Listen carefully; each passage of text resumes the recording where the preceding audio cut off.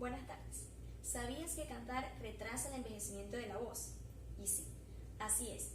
Mi nombre es Orianis Carrizo y hoy hablaremos sobre la voz. Aunque la mayoría o tal vez todos tengamos una noción sobre lo que es la voz, quisiera llegar a una definición más exacta.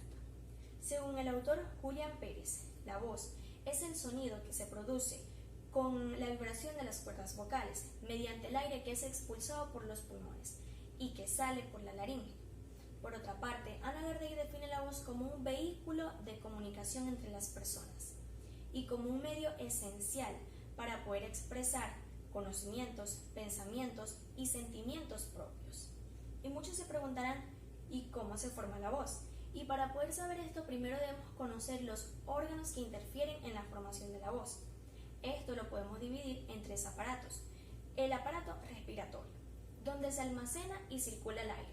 Aquí tenemos la nariz, la tráquea, el diafragma y los pulmones. Luego tenemos el aparato de fonación. En este aparato es donde el aire se transforma en sonido. Aquí podemos encontrar las cuerdas vocales y la laringe.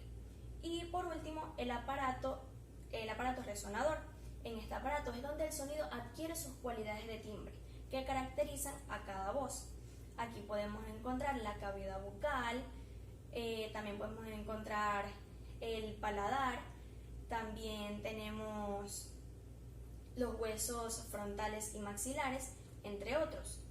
Ahora bien, ¿cómo se forma la voz? Una pregunta muy interesante. La voz se forma mediante las corrientes de aire que salen de los pulmones.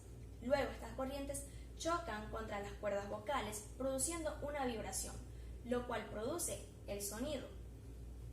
Ahora bien, ya que conocemos estos órganos, podemos saber cuáles son los defectos de la voz.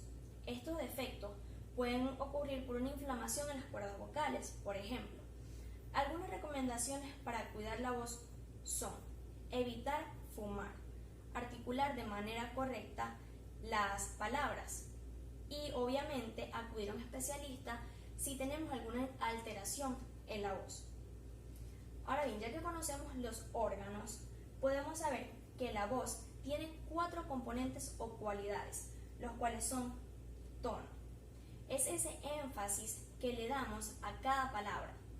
El timbre, ya que cada voz es diferente. La intensidad, es esa fuerza que tiene el sonido. Y la modulación, pues dependiendo de la posición o de los movimientos de cada órgano de fonación, podremos articular las palabras.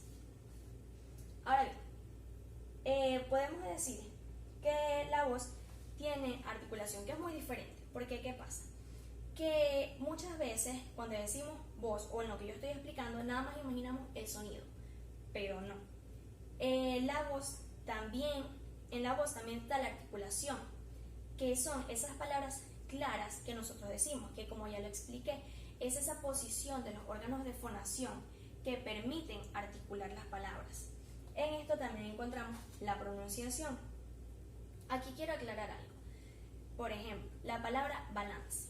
La palabra balance está correctamente dicha en español, pero si nos vamos a otro idioma, por ejemplo en inglés, esta misma palabra que se escribe de la misma manera se pronuncia balance. Eso no tiene nada que ver, porque ahí la diferencia de la pronunciación es porque son distintos idiomas, pero en ambos idiomas se está pronunciando de manera correcta. Los vicios de dicción. Esto es algo que tenemos que tener mucho cuidado. Estos vicios son, por ejemplo, el vulgarismo, cuando en vez de decir haya, decimos haya. O el barbarismo, en vez de decir fuiste, dicen fuistes. Hay que tener mucho cuidado con estos vicios, porque lo único que demuestran es poco conocimiento y profesionalismo. Si queremos marcar la diferencia en nuestros discursos, en nuestras conversaciones o en cualquier lugar, debemos evitar a toda costa estos vicios, cuidar nuestra voz y notaremos grandes cambios. Muchas gracias.